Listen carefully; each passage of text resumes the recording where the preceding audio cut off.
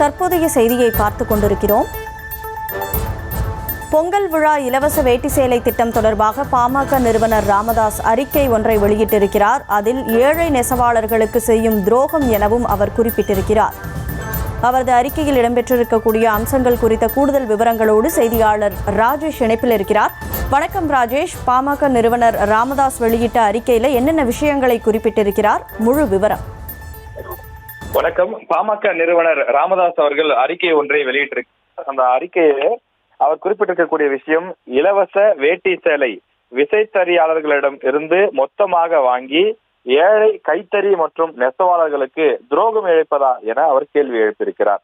வரும் பொங்கல் திருநாளை ஒட்டி ஏழை எளிய மக்களுக்கு இலவசமாக வழங்குவதற்காக வேட்டி சேலைகள் முழுவதையும் ஒட்டுமொத்தமாக விசைத்தறி நெசவாளர்களிடமிருந்து வாங்கவிருப்பதாக தமிழக அரசு அறிவித்திருக்கின்றது. கைத்தறி நெசவாளர்களின் நலனுக்காக கொண்டு வரப்பட்ட இந்த திட்டத்தின் நோக்கத்தை சிதைத்து கைத்தறி நெசவாளர்களுக்கு துரோகம் இழைப்பது கண்டிக்கத்தக்கது என்றும் அவர் குறிப்பிட்டிருக்கிறார். தமிழ் புத்தாண்டு மற்றும் தைத்திங்கள் நாளையொட்டி தமிழக மக்களுக்கு வழங்குவதற்கு 1,77,00,000 இந்த புடவைகளும் 1,77,00,000 வேட்டிகளும் உற்பத்தி செய்யப்பட உள்ளன என்றும், இந்த வேட்டி சேலைகள் முழுவதையும் விசைத்தறி நெசவாளர்களிடமிருந்து கொள்முதல் செய்ய தமிழக அரசினுடைய கைத்திறன் மற்றும் துணிநூல் துறை முடிவு செய்திருக்கிறது. அதற்காக முதற்கட்டமாக 100 கோடி ரூபாய் ஒதுக்கீடு செய்து அரசாணையும் பிறப்பிக்கப்பட்டிருக்கிறது.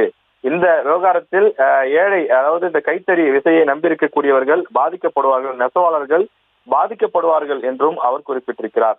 விசைத்தறியாளர்கள், கைத்தறி நெசவாளர்கள் ஆகிய இருதரப்பினர் நலன்களையும் பாதுகாக்க வேண்டிய கடமையும் பொறுப்பும் தமிழக அரசுக்கு உண்டு எனவும், ஆனால் ஒரு தரப்பினரின் நலன்களை புறக்கணித்துவிட்டு இன்னொரு தரப்பினரின் நலன்களை பாதுகாக்க கூடாது எனவும் அவர் சுட்டிக்காட்டியிருக்கின்றார். இது பெரும் தவறு என குறிப்பிட்டிருக்கக்கூடிய ராமதாஸ், எனவே இந்த இலவச வேட்டி சேலை தொடர்பாக பிறப்பிக்கப்பட்டுள்ள அரசாணையை ரத்து செய்துவிட்டு கடந்த ஆண்டை போலவே கைத்தறி நெசவாளர்களிடமிருந்து குறைந்தது 1/3 பங்கு வேட்டி சேலையாவது கொள்முதல் செய்யும் வகையில் புதிய அரசாணையை வெளியிட வேண்டும் எனவும் அவர் வலியுறுத்தி கேட்டுக் கொண்டிருக்கிறார். கூடுதல் விவரங்களுக்கு நன்றி ராஜேஷ்.